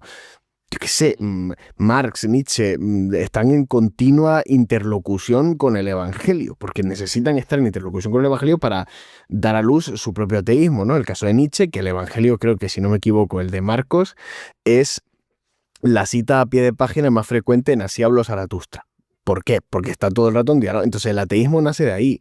En cambio, el Islam nos pilla lejos. Es otro constructo distinto. Es otra antropología, otra forma de amar, otra forma de relacionarnos, otra forma de entender el mundo. Y si ya nos vamos a las religiones de Asia, y si, pues, que es más, y en África, bueno, que es distinto. Entonces, el ateísmo está muy próximo al cristianismo, y seamos honestos, el ateísmo le debe mucho al cristianismo. Y no solo el ateísmo, me refiero a todas las antropologías estas más líquidas, o la perspectiva de género debe mucho al cristianismo. El feminismo de las sufragistas debe mucho al cristianismo.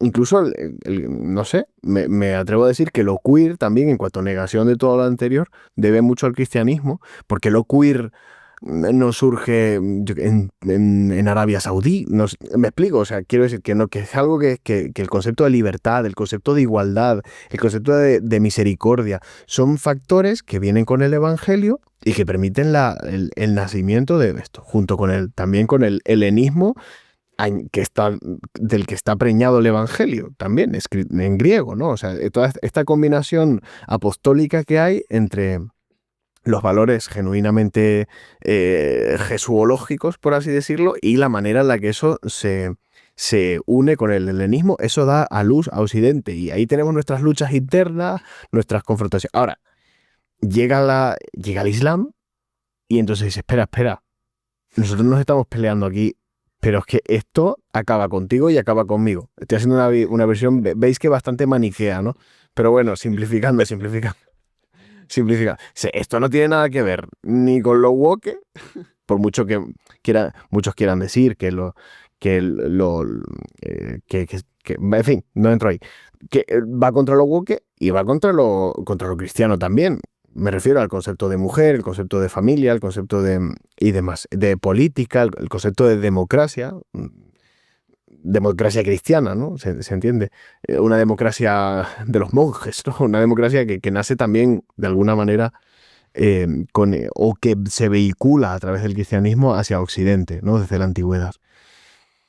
Entonces, claro, ahora la batalla cultural cambia como de objetivo. Es como, bueno, espera, ¿sabes? Es como en la escena esta de El Hobbit, donde están peleando orcos, enanos y elfos, y de repente aparecen los orcos y a todos para el otro lado. A nivel intelectual estoy hablando, obviamente, no desde el punto de vista de la Biblia. Con respecto a lo que veníamos hablando, Abel, o sea, me parece muy interesante lo que planteas y la ilustración del Hobbit es muy interesante.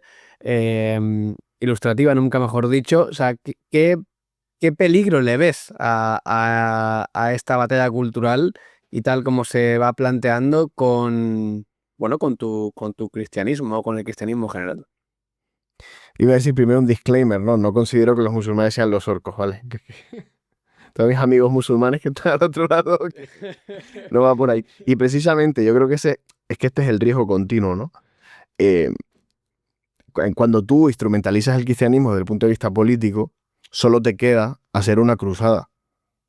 Pues o sea, la consecuencia lógica de lo que... O sea, tú te coges una espada y empiezas a matar al que no sea cristiano, porque unes lo que decía antes Lucas, ¿no? La idea poderosa de Dios, la fuerza que la idea de Dios tiene dentro de las sociedades, con el brazo político.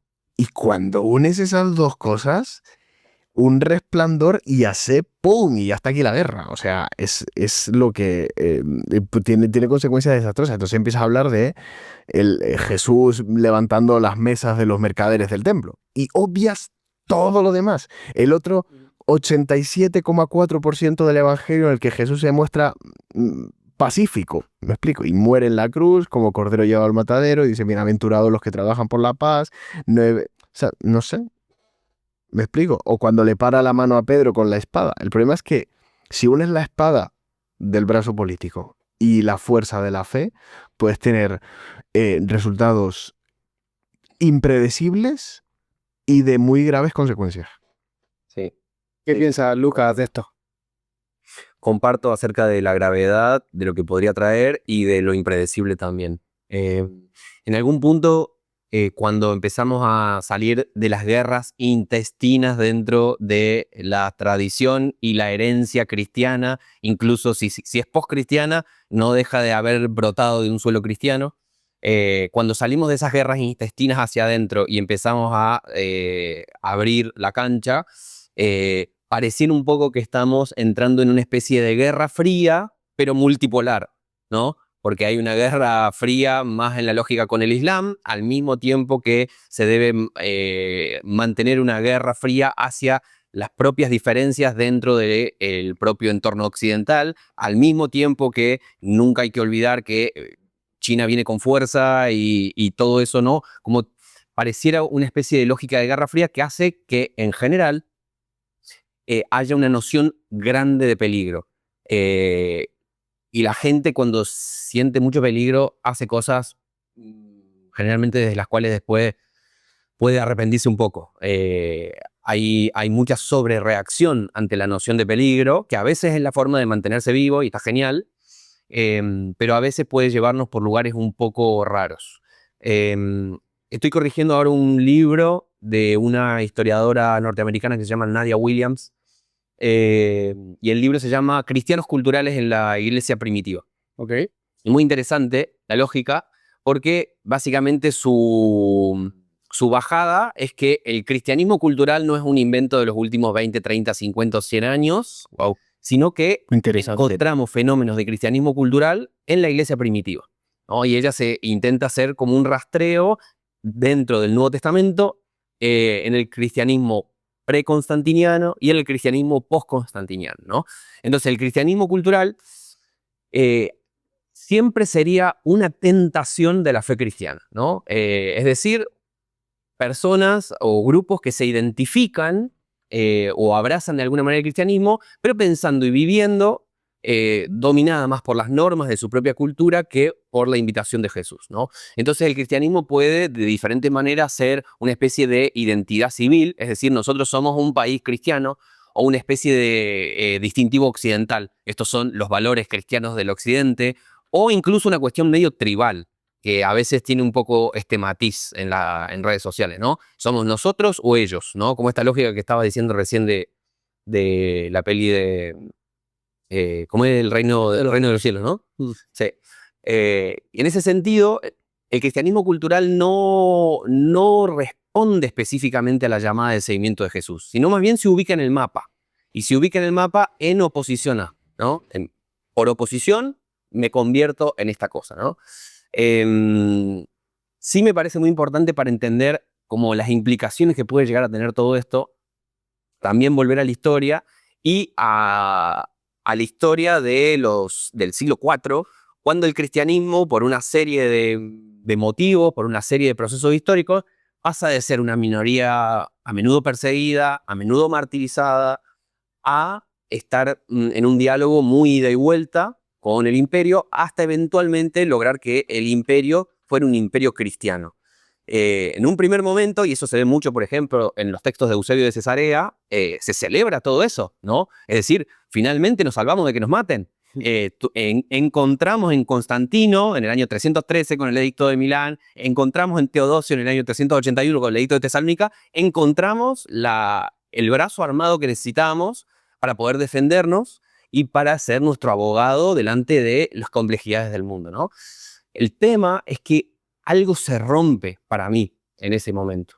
En el momento en el cual el cristianismo se convierte en una especie de distintivo cultural y deja de ser alternativa, se produce una fractura muy, muy dura. Y ahí, a ver, recién estaba citando las bienaventuranzas.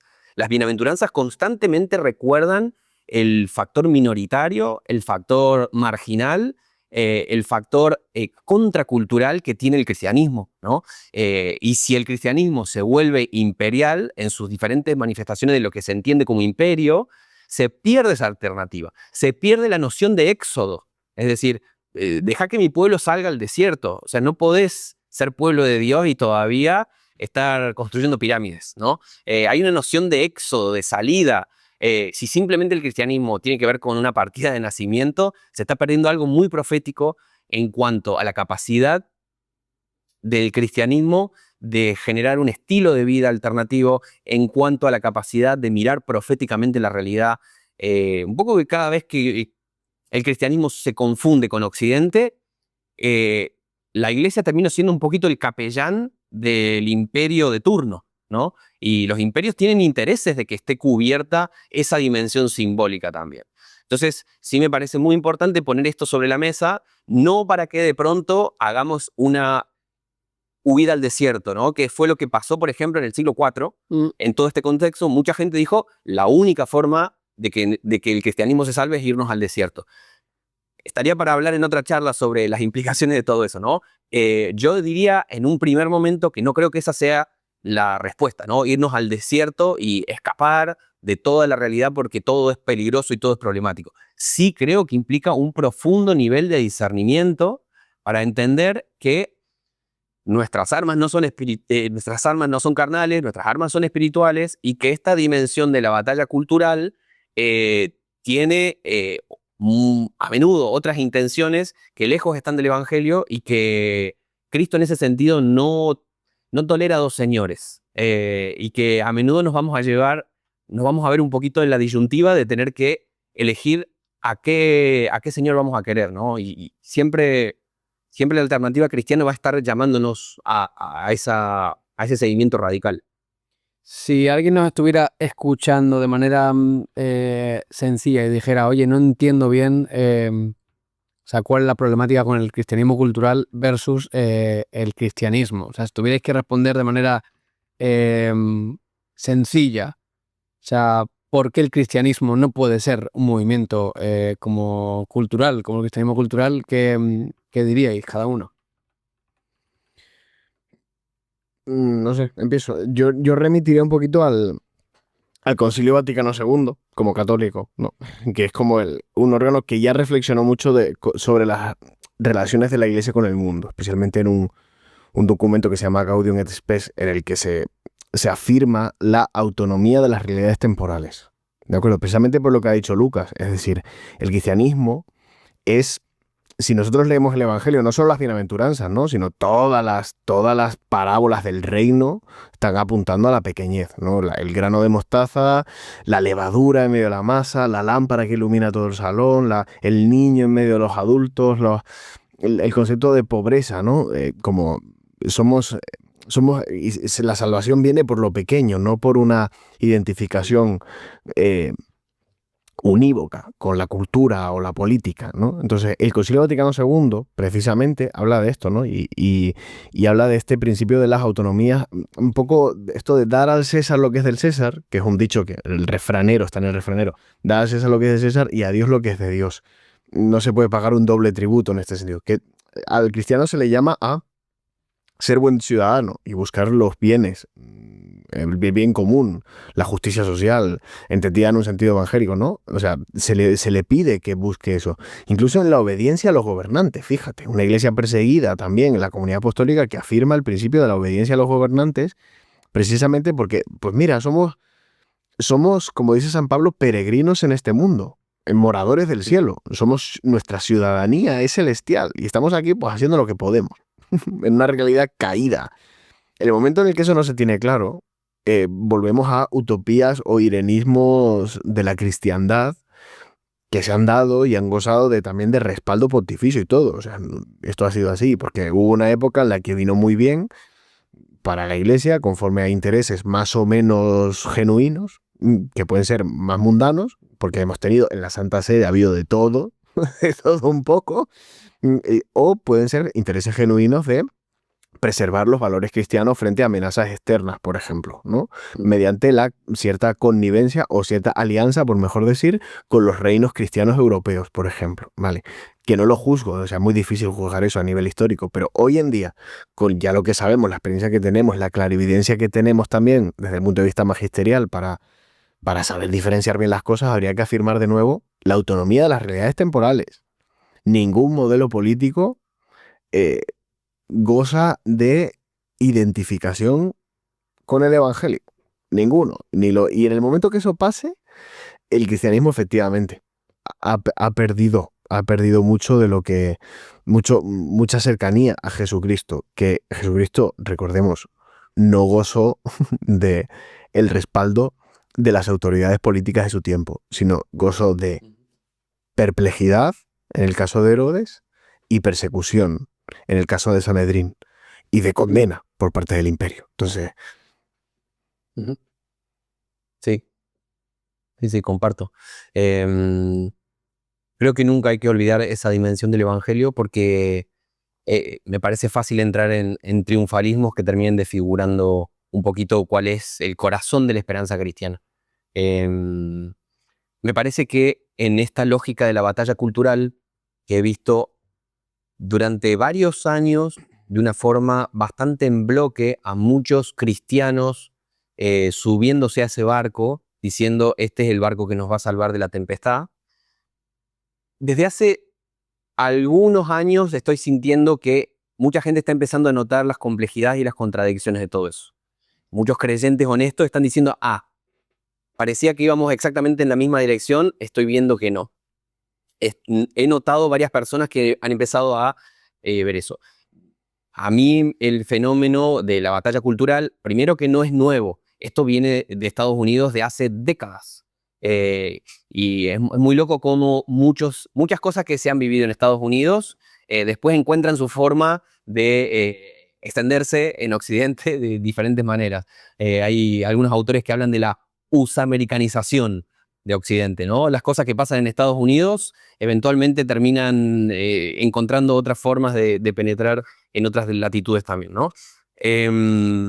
La lógica de la batalla cultural, de Culture Wars, tiene décadas en Estados Unidos, simplemente que en habla hispana, por ejemplo, hemos empezado a hablar más recientemente del tema, y me parece que en el fondo la lógica de la batalla cultural es un constantinismo 2.0, ¿no? Es la lógica de decir, hay una defensa de Occidente que nos viene por este frente. Hay una defensa de ciertos valores cristianos que se articulan por acá, o es una guerra de esto contra esto, sea el Islam, sea la ideología de género, sea el progresismo, sea la bandera que uno quiera ponerle del otro lado, pero es decir, necesitamos que alguien lleve nuestra bandera para adelante. Y en ese sentido el cristianismo se convierte en una especie de bloque cultural que se debe defender un poco monolíticamente, un bloque que no necesariamente va de la mano con un seguimiento de Cristo, como ya dije, un bloque que puede absolutamente prescindir de la presencia del Espíritu Santo y seguir diciendo las mismas cosas. A mí, cualquier voz que pueda seguir diciendo las mismas cosas, sacando la cruz de Cristo, sacando la presencia del Espíritu, a mí me hace preguntarme, ¿dónde está parado ese discurso? O sea, ¿cuál es el fundamento que hace que ese discurso se mantenga en pie, ¿no? En la lógica de la batalla cultural, muy fácilmente, no siempre quizás, pero muy fácilmente la fe se convierte en una munición, porque lo importante es ganarle a las personas, no es ganar personas, es ganar batallas, no parecerse a Cristo, ¿no? Hay una constante búsqueda de enemigos a derrotar en vez de prójimos a encontrar, a abrazar, a compartirle una buena noticia. Y el punto ahí me parece es que la batalla cultural presenta una buena noticia para algunos, ¿no? No es una buena noticia de gran gozo, ¿no? Como Jesús en Lucas 4, enfrente de la sinagoga de Nazaret, diciendo, les vengo a contar algo muy bueno, están invitados a esta fiesta, ¿no? No, esta es una fiesta para algunos, ¿no? Y la lógica del Evangelio, retomando también las parábolas, es que el dueño de la fiesta mandó y dice, métanse en los lugares más recónditos a buscar a la gente. No se queden con los que ya estarían lógicamente invitados a esta fiesta. A toda esta gente la puerta está abierta. Y dice, cuidado, porque mucha de esta gente va a decir, tengo cosas mejores que hacer. No voy a poder estar al final en la fiesta. Tengo que ir a hacer tal otra cosa, tengo una boda, tengo que ir a cuidar a mi campo. Dice, bueno, de cualquier manera la invitación está hecha. Pero la instrucción que el que está haciendo la fiesta le da a su siervo es, andá, metete por los caminos. Dice, fíjate atrás de los arbustos. No sea que nadie se quede afuera de esta fiesta. Lo que me preocupa de la lógica de la batalla cultural es que es una buena noticia solamente para algunos. Me parece que es importantísimo recordar la radicalidad que implica que un Dios santo, eterno, maravilloso, haya querido invitarnos a nosotros a su banquete. Eso es una locura, sea como se mire. Y si nosotros pensamos que tenemos algún tipo de cualificación para ser parte de esa fiesta, no nos estamos pareciendo al publicano que se está golpeando el pecho y diciendo, ay de mí que soy pecador. Nos estamos pareciendo al fariseo que está diciendo, esto está perfecto, así debería ser, este es el orden natural de las cosas. Muchísimas gracias. Simplemente decir como esperanza que hubo muchos emperadores después de Constantino, o al menos algunos, que rápidamente se opusieron a la iglesia. De hecho, Valente, en la iconoclastia, los emperadores arrianos y demás. O sea que la connivencia con el poder de la iglesia nunca sale bien por mucho tiempo, ¿eh? Y debe ser así, y debe ser. Ahora quiero hablar un poquito más sobre esto, pero quiero hacer una parada sencilla para saludar al que nos está viendo y que quizás no está suscrito a este canal y animarle a que se suscriba, a que le dé a like, a que nos deje un comentario. Evidentemente voy a dejar aquí los arrobas de Abel y de Lucas, Teología Pop. Os animo a que los veáis, de verdad. O sea, si queréis seguir aprendiendo y profundizando en la teología, en todos estos temas culturales que nos rodean y dialogar con ellos, creo que Abel y Lucas son dos personas que yo vería, yo veo de hecho, y te animaría a que así lo hicieras. Así que nada, animarte a suscribirte, a ver nuestros contenidos y a ayudarnos, la verdad. Somos aquí humildes creadores de contenido, algunos menos humildes que otros, pero aquí estamos. Y os agradezco mucho de verdad, Lucas y Abel, estoy disfrutando mucho y quería apretaros un poquito más con esto de batalla cultural porque tengo gente en redes que sigo y gente que incluso considero amigos que sí que siento que compraron ese pack de lo de la batalla cultural, ¿no? Y que incluso entendieron que ellos mismos como cristianos, o incluso como creadores de contenido, incluso como evangelistas o pastores o predicadores o curas o sacerdotes, ¿no? Porque tengo amigos de hecho, desde la tradición católica, la tradición también protestante, que siento que están full en la batalla cultural, incluso con discursos como esto es antizurdo o esto es antiprogresistas o esta suerte que me chacaba mucho Lucas con lo que decían, ¿no? Que es verdad que ya en el mero discurso están sacando a gente fuera de la invitación, ¿no? Querían, tiraros algún tipo de invitación o reflexión pensando en esa gente que quizás está dentro de nuestras comunidades cristianas y que quizás entiende que esto de la batalla cultural es un mandato incluso divino al que Dios nos llama. ¿Qué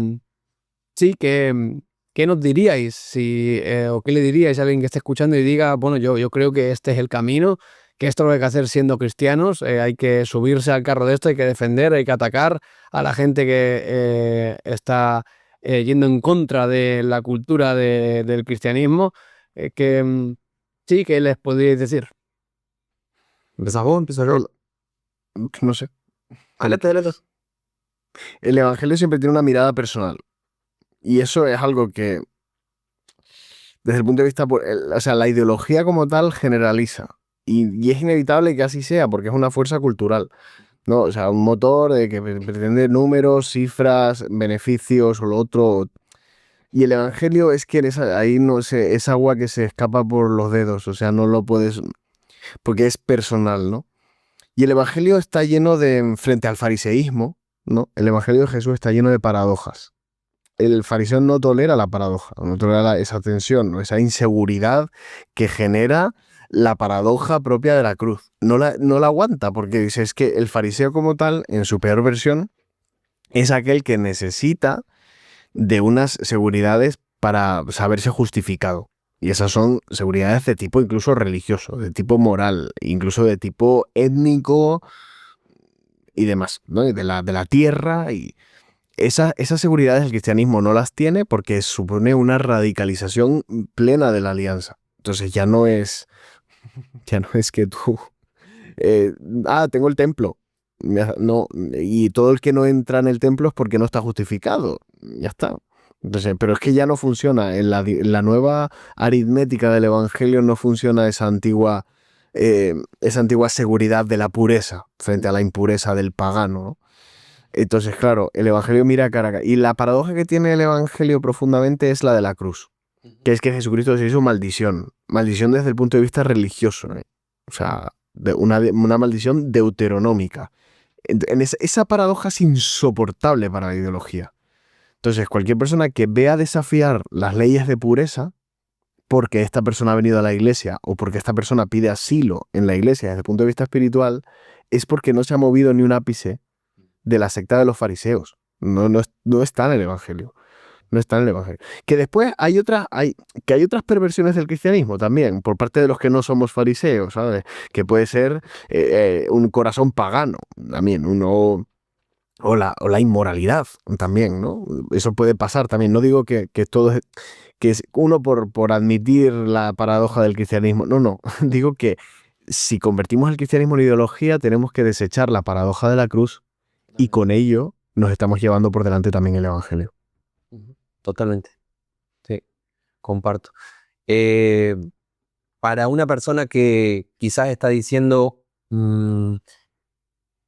la batalla cultural es exactamente lo mismo que la fe cristiana que profeso, o quizás la batalla cultural es el lugar donde hoy en día deberíamos estar para poder ser verdaderos cristianos. Si alguien está parado de ese lugar, que quizás lo puedo entender, también tengo gente cercana, gente querida que está en esa o que durante un tiempo estuvo muy abrazando eso.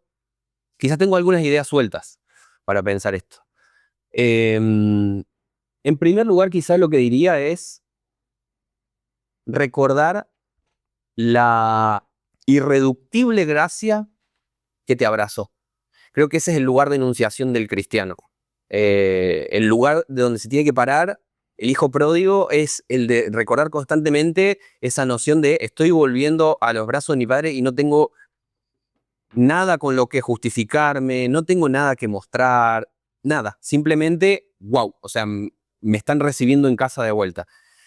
Creo que ese es el punto para empezar. Recordar el poder irreductible de la gracia. ¿Qué es lo que pasa? Que los que estamos la suficiente cantidad de tiempo en la casa del Padre, fácilmente nos sentimos como el hijo mayor de la parábola. Que nos sentimos entitled. Esto me corresponde. Esto es mío. Esta es mi casa. Entonces yo también voy revisando algunas de las reglas. Creo que tener el corazón correcto en el cristianismo implica recordar esa gracia paradójica, desquiciada en muchos sentidos, contracultural, que va muy por fuera de las expectativas del causa y consecuencia, del que las hace las paga. Hay algo profundamente contracultural en la gracia. Eso quizás sería lo primero. Pienso también en la cuestión de revisar las intenciones. Hay muchos motivos por los cuales uno podría meterse en esta lógica de la batalla cultural y decir esto es verdadero cristianismo. Puede ser decir, me han humillado durante un montón de tiempo y siento que esto me da herramientas. Creo que la gran mayoría que ha entrado como en esa lógica ha sido por eso. Cuando dicen tal autor es el que me di cuenta de que puede pararse para hablar en un debate público y no ser humillado. Yo quiero ser como él. Yo quiero hacer eso. Porque me he sentido muchas veces humillado. Yo me he sentido un montón de veces humillado en el contexto de la universidad.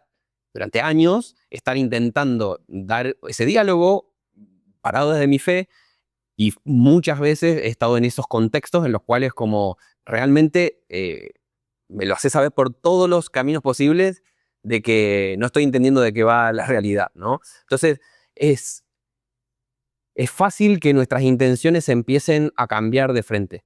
Que a lo mejor nuestras intenciones tengan que ver con cómo nos validamos nosotros, cómo quedamos bien parados. A veces es, finalmente cambió la narrativa, esta es nuestra revancha, acá estamos teniendo un momentum, hay que aprovecharlo y vamos por todo. Quizás es, en realidad, lo que me interesa a mí es que haya ciertos políticos que estén abonando las ideas que yo quiero, entonces me voy a embanderar detrás de todas estas cosas. Lamentablemente también he visto que mucha gente lo hace por motivos de visibilidad, porque justamente de pronto es tendencia, entonces hay un buen número de gente en redes sociales que te va a empezar a seguir si hablas en estos términos. Es cierto. Y si hablas de estas cosas. Y quizás también una cuestión económica. Entonces yo revisaría las intenciones. No digo que tus intenciones sean malas, pero sí quizás tomarse un tiempo para revisar por qué estoy diciendo estas cosas que estoy diciendo de la forma en la cual las estoy diciendo. Diría también de que es importantísimo recordar ese concepto de que el verdadero amor echa fuera el temor. Si el lugar desde donde estamos haciendo esta batalla cultural es el temor de que vengan estos grupos ideológicos, de que vengan estos ateos, de que vengan el Islam, de que venga quien sea y nos va a llevar puesto, estamos creando teología y creando formas de existencia cristiana basadas en el temor.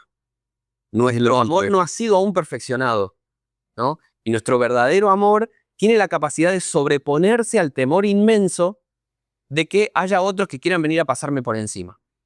Lo que hace Jesús es muy potente porque en el contexto en el cual Él está en peligro y Él le dice, ¿por qué no te bajas de la cruz? ¿Por qué no te bajas de la cruz y mostras todo tu poder? Jesús, me imagino en una escena muy buena para hacer películas de acción, ¿sí? Se saca así los clavos, baja de la cruz y con rayos láser empieza a matar a todos sus enemigos.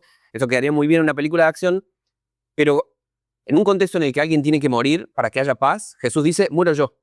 ¿Sí? No hago morir al otro. Esa es una inversión completamente irracional según los parámetros de este mundo. No tiene ningún sentido. Pero es justamente esa inversión de los valores de este mundo lo que hace que exista la resurrección. Si no soy yo el que decide dar la vida por amor, no va a haber resurrección. Lo que va a haber es un ciclo infinito de venganzas, de muertes de uno contra otro. Eso me parece muy interesante, Lucas. De hecho, una de las cosas que menos me gusta de toda esta vaina de la batalla cultural es justo eso, la violencia, la agresividad, la celebración de la humillación. Porque yo entiendo que en algunos diálogos a veces podamos, pueda generarse ese de decir, le gané, ¿no? Pero de repente parece como que enorgullecerte en lo dejé mal, lo humillé, soy tu padre, ese tipo de narrativas. Domando zurdo. Claro, domando zurdo, que entiendo de nuevo, que funciona mucho y eso viraliza mucho y eso es muy interesante, pero hay una parte en la que creo que es interesante revisar las motivaciones que está conduciendo estas cosas y sí, os agradezco vuestras reflexiones. Y no me quiero quedar, porque parece aquí un poquito como muy pesimista todo, nuestra lectura o vuestra lectura sobre todo del contexto. ¿Cuáles son las oportunidades, las cosas positivas de quizás este despertar, de este nuevo momento histórico, este fenómeno en el que de repente lo religioso vuelve a ser trendy, exótico, punky?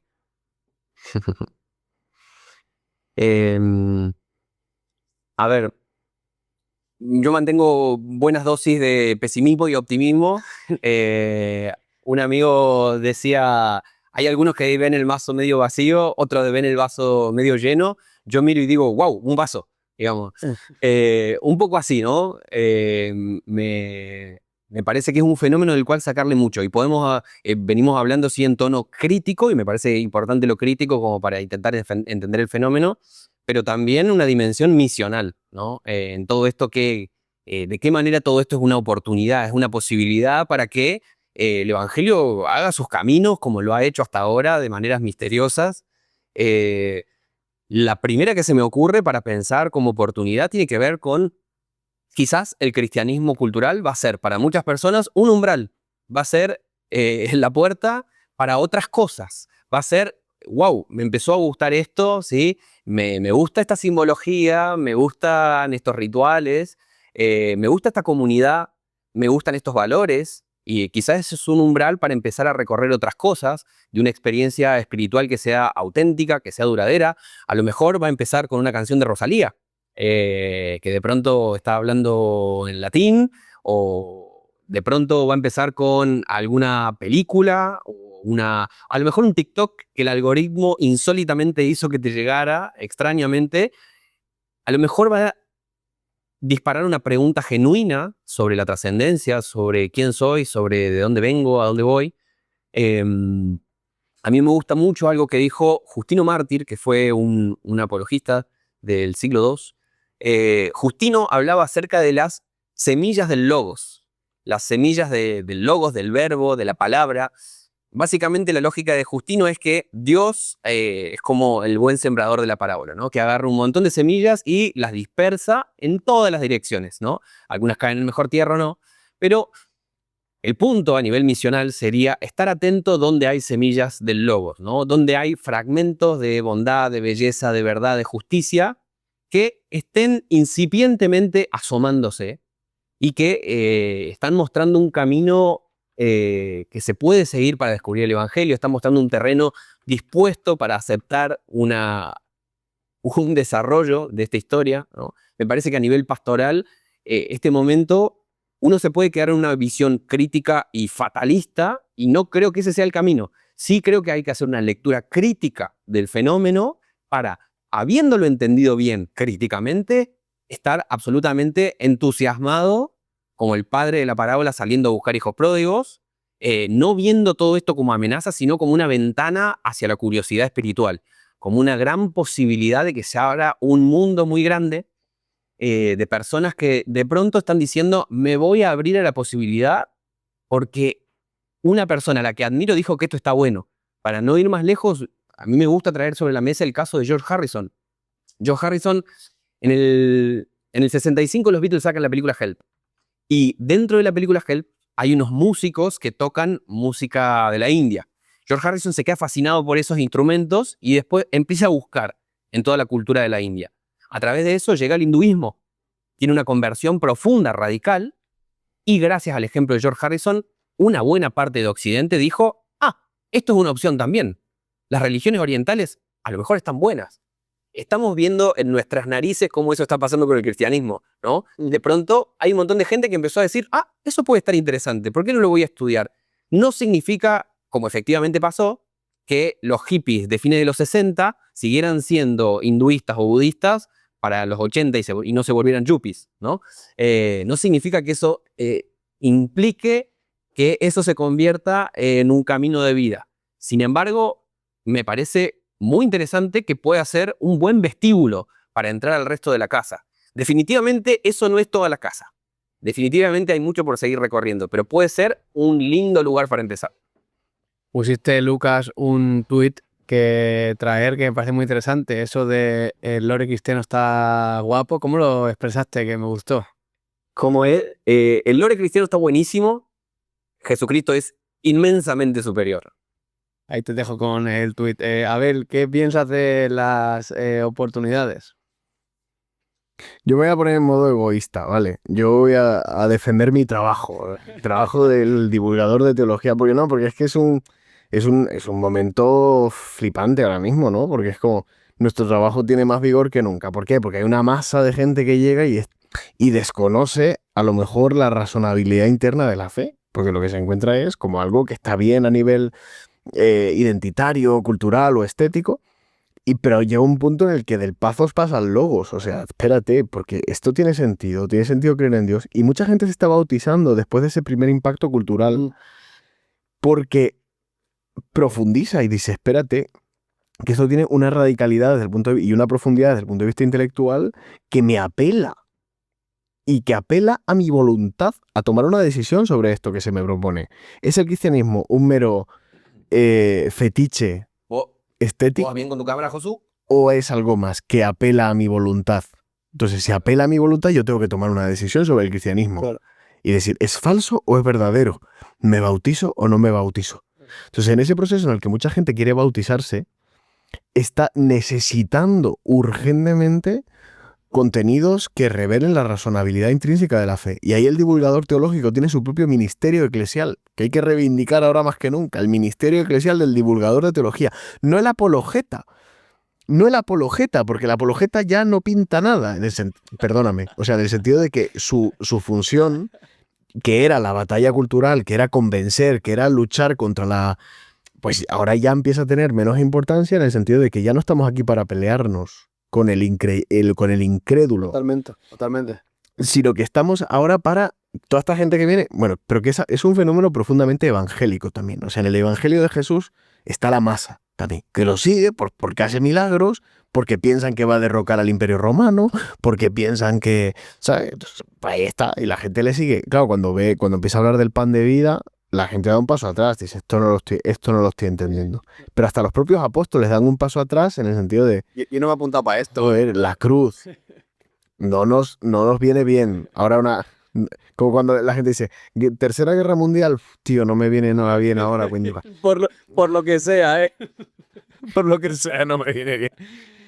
Entonces un poco eso, ¿no? La cruz no le viene bien a nadie, pero claro, apela a tu voluntad. Y entonces ahí estamos nosotros para decir, oye, venga, vamos a dar profundidad a esto y yo creo que va a tener muchísimas cosas buenas, de verdad, tengo mucha esperanza en este nuevo movimiento y que gente a la que quiero y gente a la que admiro culturalmente ya ha dado el paso, ¿sabes? Y digo, tío, gracias a Dios, o sea, entonar salmos de alegría. Hay salmos de victoria en la hacienda de los justos, ya está. O sea, me congratulo con eso, porque si convertimos todo en apologética, en lucha y en tal, la gente se hará pentecostal, ¿sabes? Porque en el fondo necesitan alabar y no tanto como la batalla, la batalla, la batalla. Pues venga, vamos a acompañar a la gente en este proceso tan hermoso que es la fe. Pues muchísimas gracias de verdad, Abel y Lucas, por las consideraciones estas un poquito más positivas y esperanzadoras. Espero, Abel y Lucas, que vuestros espacios exploten y que eso os haga más cristianos y no menos. Cuidado, que decimos aquí en España, para conocer a fulanillo dar un carguillo, y para conocer a un cristiano darle un poquito de poder y repercusión y ahí Dios nos guarde a cada uno donde estamos. Quiero terminar con una pregunta pensando en esa mucha otra gente que quizás nos está viendo ahora mismo y está diciendo, oye, yo me he acercado por esto del lore cristiano, como diría Lucas, que es muy interesante, Abel, y esto lo dejamos para otro momento, que hay gente incluso acercándose a la Iglesia Católica, ya no tanto por una parte quizás dogmática, sino por una parte más de lo que es la liturgia, lo que es el incienso. El otro día me decía un amigo protestante, tío, qué guapo está el incienso. Como que hay algo ahí que de repente de lo ritualístico, del silencio, de el orden, de la repetición, de ciertas cosas que incluso hace años se veía como una cosa que había que quitar, que era repulsiva y de repente ahora pasa a ser como incluso atractiva, ¿no? O sea, ¿qué diríamos? Y lo mismo, que podríamos seguramente jugar en el fenómeno protestante en otras cosas, pero a toda esa gente quizás se acerca desde este fenómeno que le parece algo atractivo, interesante, punk, lo que sea, ¿vale? ¿Qué le diríais que quizás está perdiendo? O sea, ¿cuál es, quizás diría, cuál es la alternativa real del cristianismo? ¿O qué es lo que el cristianismo verdaderamente ofrece? O vosotros, por ejemplo, hablabais todo el rato del Evangelio y de Jesús. O sea, ¿qué tiene Jesús que ofrecer para alguien que quizás nos está viendo hoy y dice, yo estoy bastante cerca de este fenómeno cultural cristiano, pero no sé si hay algo más quizás para mí? Pues mira, yo simplemente voy a hacer un apunte, ¿vale? No sé si entiendo muy bien la pregunta en este sentido, pero yo quiero hacer un apunte y es que mientras que el resto de lores mm, pueden llegar a producir cansancio o agotamiento por la propia naturaleza creatural de esos lores, es decir, lo que hay, pues ya una vez que lo conoces del todo, incluso la gente como que pasa página y va de una cosa a otra, ¿no? Que es normal, o sea, no puede estar toda la vida jugando a Age of Empires 2. Pues llega un punto que dice, vale, se me agotó. Llevo 20 años jugando. ¿Puedo jugar de vez en cuando? Sí, pero se me agotó porque ya ahora estoy en otro videojuego, lo que sea. El cristianismo como tal es una fuente eterna de verdad y plenitud. Entonces, por mucho que profundices, no haces más que escarbar y escarbar y seguir encontrando riquezas y puedes crear una cueva infinita. Si nunca vas a aborrecer el cristianismo si profundizas en el cristianismo, porque lo que está detrás es Dios, la fuente eterna de plenitud humana. ¿Vale? Otra cosa son las perversiones del cristianismo, los abusos, las cosas que te puedes encontrar, pero a lo que voy es, no tiene término este lore no se agota, no llegas a un punto de insatisfacción, de no retorno, ¿vale? Sino que siempre puedes más y más. Y aunque te alejes y aunque vuelvas fuera, el espíritu vuelve al hogar. O sea, el espíritu va a volver y aunque sea de maneras transfiguradas, por caminos que vas a seguir profundizando más y más. Mientras que el resto no. Entonces, mm, ¿qué te puedo decir? No sé si estoy respondiendo con esto a tu pregunta, pero creo que es justo lo que quiero decir. Así que. No, me parece maravilloso y me parece interesante la reflexión de una fuente de agua de vida, ¿no? Agua que no se acaba y que no deja de saciar nunca. Lucas, ¿cómo la responderías tú? Porque me parece interesante. Hay algo, a veces la gente me critica en el cafetal por hacer preguntas como demasiado abiertas. Y dices, es que hay 18.000 tipos de... Digo, ya, es que esa es la Es gracia. un ejercicio de psicoanálisis De por tu que, parte. de que tú respondas un poco lo que tú quieras, ¿no? En este sentido, vuelvo, o sea, la pregunta que hacía Abel era alguien que está cómodo en quizás el lore o lo atractivo del cristianismo, si pensáis que hay o qué le diríais sobre esa invitación que hablabais todo el rato de algo más trascendente, algo más... Sí, tú decías algo que apelaba a la voluntad, has dicho tú en algún momento de la charla, Abel. Entonces, sí, Lucas, ¿qué le dirías a alguien que esté parado un poquito en ese sitio? em, Bueno, diría, quizá la frase del tweet lo sintetiza bien, ¿no? El lore del cristianismo es buenísimo, el Cristo del cristianismo es infinitamente mejor que el lore, ¿no?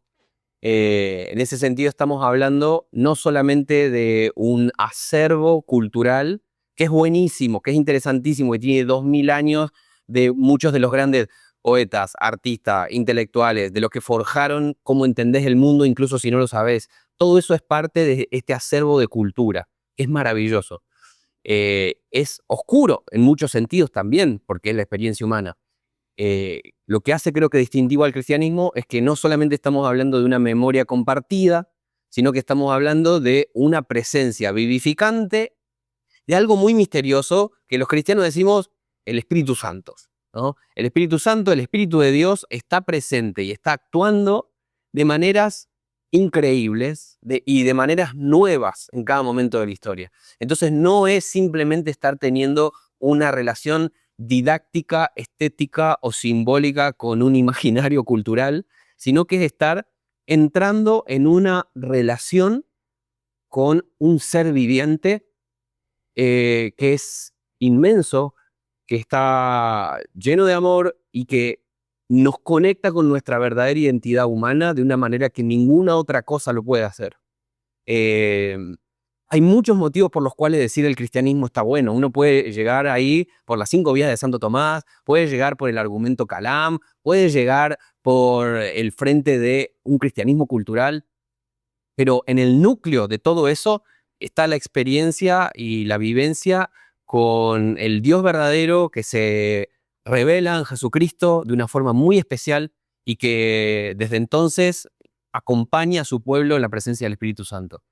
Un gran biblista que se llama Leon Morris dijo del Evangelio de Juan, pero creo que aplica al Evangelio en todo, de que es como un charco en el cual un niño puede jugar y en el cual también un elefante puede nadar.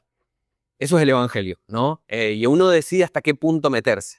Entonces, si de alguna manera estás chapoteando en el agua del cristianismo, sé bienvenido, sé bienvenida, el agua está hermosa, metete, vale la pena, realmente hay mucho por lo cual seguir nadando, algo de eso decía Abel recién, ¿no? Es inmenso todo lo que hay por descubrir. Estás en el umbral, estás en el vestíbulo, bienvenido a la casa, empezá a visitar las habitaciones, empezá a descubrir todo lo que tienen para ofrecer.